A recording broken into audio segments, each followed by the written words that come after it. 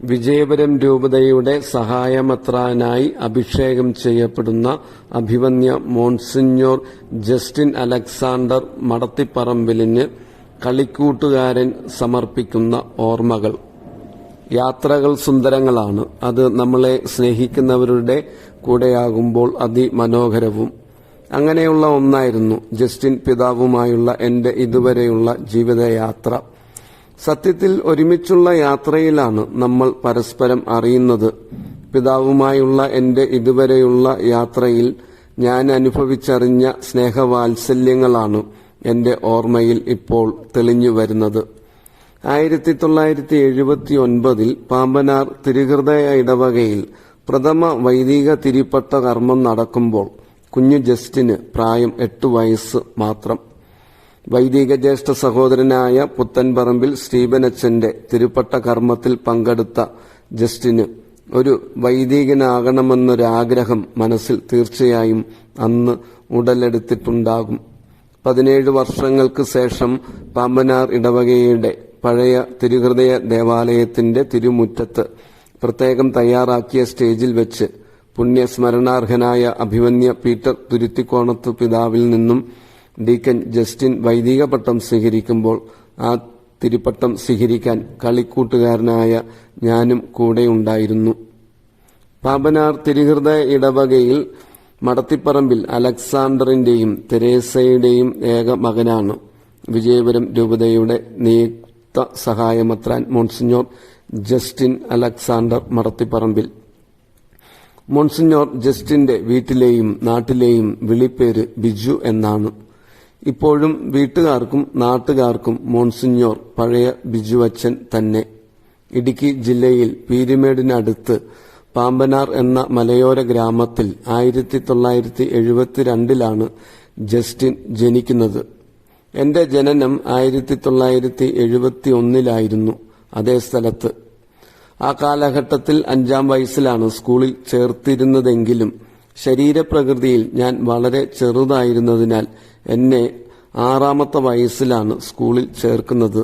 അതിനാൽ ബിജുവിനോടൊപ്പം എനിക്ക് സ്കൂൾ ജീവിതം ആരംഭിക്കാൻ സാധിച്ചു. Kuttikkanam Saint Joseph LP school Malayalam മീഡിയത്തിലൂടെ.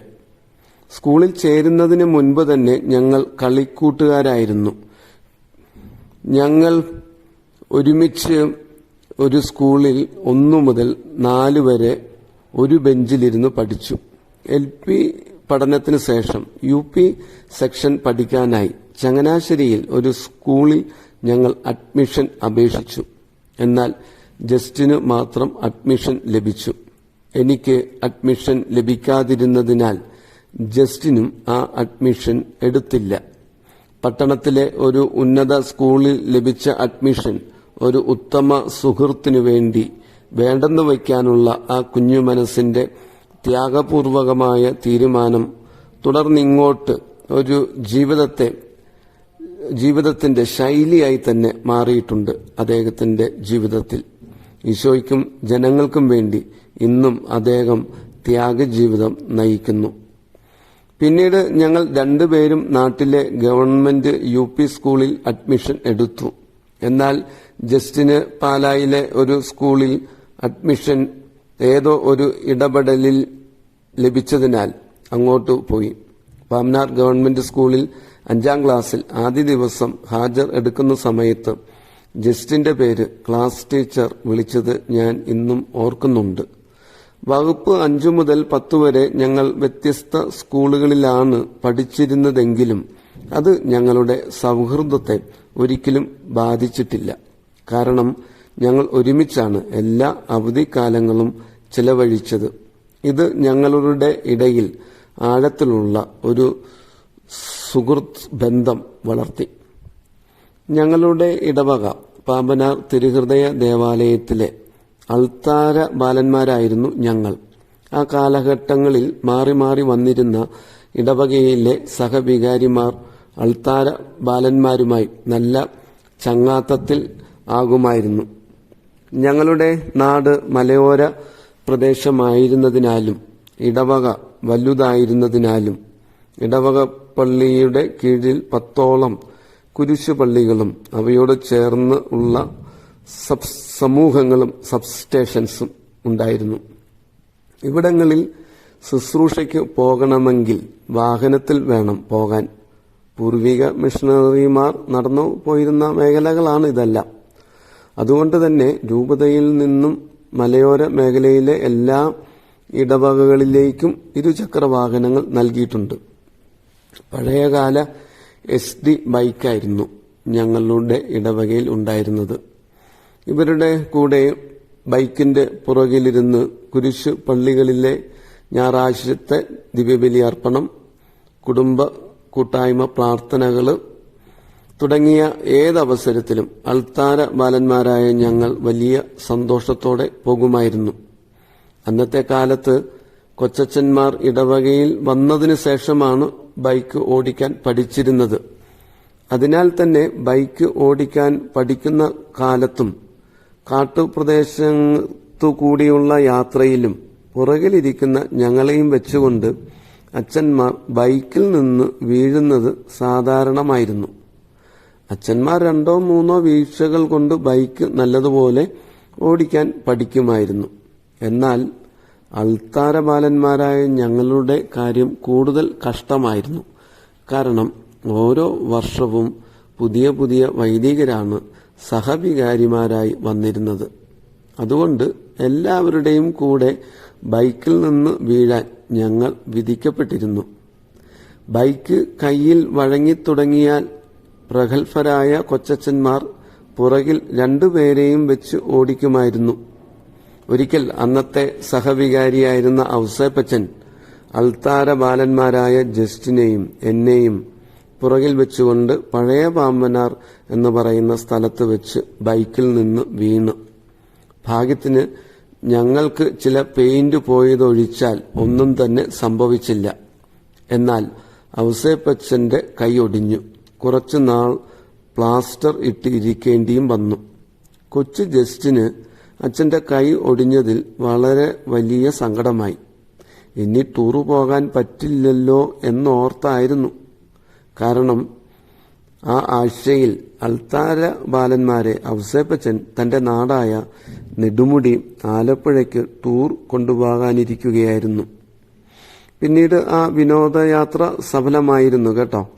അന്ന് ഞങ്ങൾ ആദ്യമായി കായലും കടലും കണ്ടു. കായൽ, കടൽ എന്നീ അത്ഭുത കാഴ്ചകളും നെടുമുടിയിൽ നിന്ന് ആലപ്പുഴയ്ക്ക് ഞങ്ങൾ ഒരുമിച്ച് യാത്രാ ബോട്ടിന്റെ ഡെക്കിൽ നിന്ന് നടത്തിയ യാത്രയും അവിസ്മരണീയമാണ്. കുഞ്ഞുനാളിൽ ജസ്റ്റിന് അൾത്താരയോട് ഉണ്ടായിരുന്ന ഈ ഒരു ബന്ധമാണ് പിന്നീട് അൾത്താരയെ പ്രണയിക്കാൻ സാധിച്ചതും തുടർന്ന് വൈദികനായും ഇന്ന് മെത്രാനായും അഭിഷേകം ചെയ്യപ്പെടാൻ ഇടയാക്കിയത്. മോൺസിഞ്ഞോർ ജസ്റ്റിന്റെ അപ്പച്ചൻ മടത്തിപ്പറമ്പിൽ അലക്സാണ്ടർ എനിക്ക് അന്നും ഇന്നും കുഞ്ചായൻ ആണ്. അദ്ദേഹം എന്നെ എന്നും മോൺസിഞ്ഞോറിനെ പോലെ ഒരു മകനായിട്ടാണ് കാണുന്നത്. മോൺസിഞ്ഞോറിന്റെ പരേതയായ അമ്മ തെരേസ അലക്സാണ്ടറിനെ എന്നും സ്നേഹത്തോടെ മാത്രമേ ഓർക്കാൻ സാധിക്കൂ. ആ അമ്മയെ ഞാൻ തെരേസേച്ചി എന്നാണ് വിളിക്കാറുണ്ടായിരുന്നത്. എൻ്റെ വീട്ടിലെ നിത്യ സന്ദർശകയായിരുന്നു ആ വാത്സല്യ അമ്മ. ബിജുവിനെ പോലെ തന്നെയാണ് എന്നെയും അമ്മ കണ്ടിരുന്നത്. അതുകൊണ്ട് തന്നെ എനിക്ക് തെരേസേച്ചിയിൽ നിന്ന് നല്ല വഴക്കും കിട്ടിയിട്ടുണ്ട്. ഇടവക പള്ളി വീടിനടുത്തായിരുന്നതുകൊണ്ട് ദിവസേന ദിവ്യബലിയിൽ അമ്മ പങ്കെടുക്കുമായിരുന്നു. മടിപിടിച്ച് ഇടയ്ക്ക് കുർബാനയ്ക്ക് പോകാതിരിക്കുന്നതിനും പഠിക്കാതിരിക്കുന്നതിനും ആഴ്ചപ്പതിപ്പുകളൊക്കെ വായിക്കുന്നതിനും ആ അമ്മ എന്നെ നല്ല വഴക്ക് പറയുമായിരുന്നു. ഞാൻ സെമിനാരിക്കാരനായിരുന്ന കാലഘട്ടത്തിലും ഈ അമ്മയ്ക്ക് ഒരു കരുതലും സ്നേഹവും ഉണ്ടായിരുന്നു. ഒരു മകന് മാത്രമേ ജന്മം നൽകിയുള്ളൂവെങ്കിലും അച്ഛന്മാരുടെ എല്ലാം അമ്മയായിരുന്നു തെരേസാമ്മച്ചി.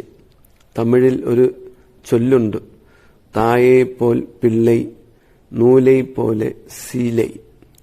എല്ലാവരോടും കരുതൽ കാണിക്കുന്ന ഒരമ്മയുടെ മകൻ സ്വാഭാവികമായും അങ്ങനെ തന്നെയാവും എന്ന് ജസ്റ്റിൻ പിതാവ് തന്റെ ജീവിതം കൊണ്ട് തന്നെ തെളിയിച്ചുകൊണ്ടിരിക്കുന്നു.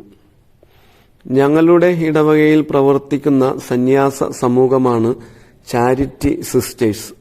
തെരേസാമ്മച്ചിക്ക് ചാരിറ്റി സിസ്റ്റേഴ്സുമായിട്ടുണ്ടായിരുന്ന അടുത്ത ബന്ധം കൊച്ചു ജസ്റ്റിന് സിസ്റ്റേഴ്സിന്റെ കൂടെ നല്ല സ്വാതന്ത്ര്യത്തോടുകൂടെ ഇടപെടുന്നതിന് സഹായിച്ചിരുന്നു. പഞ്ഞം മാറ്റാൻ നാട്ടിലെ എല്ലാവർക്കും സിസ്റ്റേഴ്സ് അമേരിക്കൻ സപ്ലൈസ് നൽകിയിരുന്ന കാലം. ജസ്റ്റിന്റെ പ്രിയ കൂട്ടുകാരൻ എന്ന ഒരു പരിഗണന സിസ്റ്റേഴ്സ് എനിക്ക് നൽകിയിട്ടുണ്ടായിരുന്നു. അതുകൊണ്ട് വീട്ടിലേക്ക് എനിക്ക് നൽകിയിരുന്ന അമേരിക്കൻ സപ്ലൈസിന്റെ വിഹിതം എന്നും കൂടിയിരുന്നു. അന്നത്തെ സിസ്റ്റേഴ്സ് ഞങ്ങളെ വിശ്വാസ പരിശീലനത്തോടൊപ്പം പല വിനോദകളികളും പഠിപ്പിച്ചിരുന്നു. ഇടവകയിലെ ഒരു വലിയ ആഘോഷത്തിന്റെ കലാപരിപാടികൾക്ക് വേദിയായിരുന്നത് ഞങ്ങളുടെ നാട്ടിലുണ്ടായിരുന്ന ശാന്തി തിയേറ്റർ, സിനിമാ തിയേറ്റർ ആയിരുന്നു.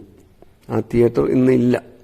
ജനങ്ങളാൽ തിങ്ങി നിറഞ്ഞ തിയേറ്ററിലെ വലിയ സ്റ്റേജിൽ ബിജുവിനെയും എന്നെയും സിസ്റ്റേഴ്സ് ഗുസ്തിക്ക് വന്ന് നിൽ എന്ന പേരിൽ ഒരു ആക്ഷൻ ഡാൻസ് പഠിപ്പിച്ച് ഞങ്ങളെക്കൊണ്ട് അവതരിപ്പിച്ചത് ഇപ്പോഴും എൻ്റെ മനസ്സിൽ എന്നും എന്ന പോലെ മൻസിഞ്ഞോറിന്റെ മനസ്സിലും അത് പച്ചപിടിച്ച് തന്നെ നിൽക്കുന്നുണ്ട്.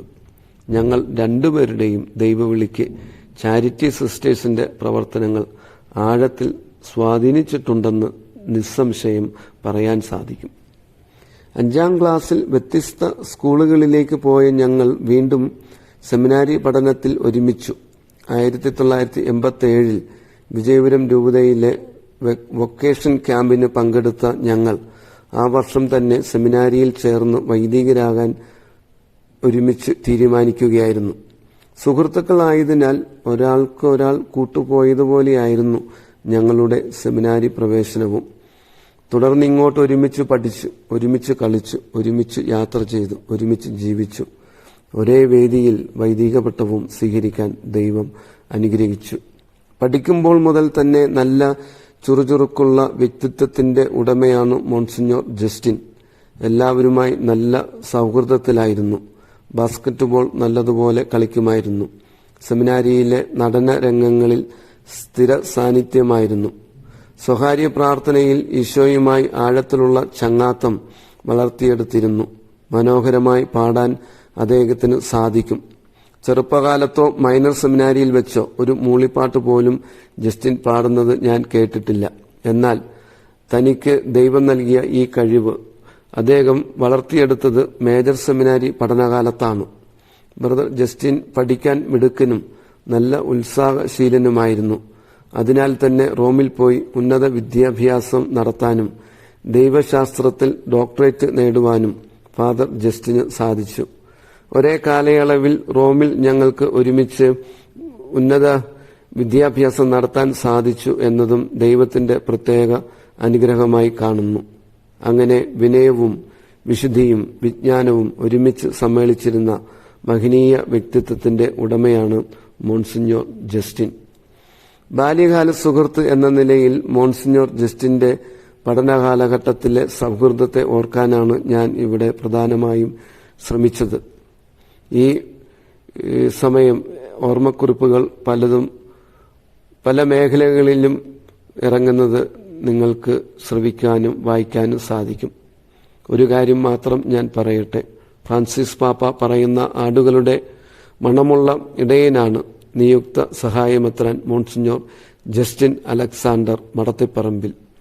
ആ ഒരു സമർപ്പണമാണ് ഈ ഉന്നത ശുശ്രൂഷ പദവിയിലേക്ക് അദ്ദേഹത്തെ ദൈവം തിരഞ്ഞെടുക്കാൻ കാരണമാക്കിയത് എന്ന് ഞാൻ വിശ്വസിക്കുന്നു. അദ്ദേഹത്തിന്റെ വിനയവും നിഷ്കളങ്കതയും നിർമ്മലതയും കഠിനാധ്വാനവും ആധ്യാത്മികതയും അഭുങ്കരം പൂർണ്ണതയിലേക്ക് വളർന്ന് വിജയപുരം രൂപതയെ അഭിമന്യ സെബാസ്റ്റ്യൻ തെക്കത്തേച്ചേരിൽ പിതാവിനോട് ചേർന്ന് നയിക്കാൻ ദൈവം അനുഗ്രഹിക്കട്ടെ.